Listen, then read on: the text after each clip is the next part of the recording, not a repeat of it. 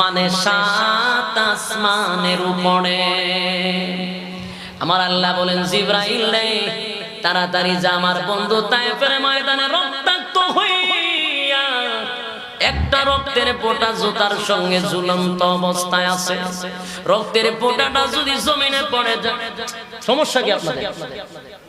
বারবার কথা বলতেছেন, বয়ান ছেড়ে দিব না, ডিস্টার্ব করবেন না, কথা বলবেন কেন আপনারা? বারবার কথা বলতেছেন। আরে ভাই দিলের কান লাগায় শুনেন, আল্লাহ রাব্বুল আলামিন বলেন জিবরাইল রক্তের ফোঁটা যদি জমিনে পড়ে যায়, এর আগে আগে আমার বন্ধুর কাছে দৌড়াইয়া যা। বন্ধু কোথায়? তায়েফের ময়দানে। জিবরাইল কোথায়? সাত আসমানের উপরে, সাত আসমানের উপরে জিবরাইল, আর নবী হলো তায়েফের ময়দানে। আমার আল্লাহ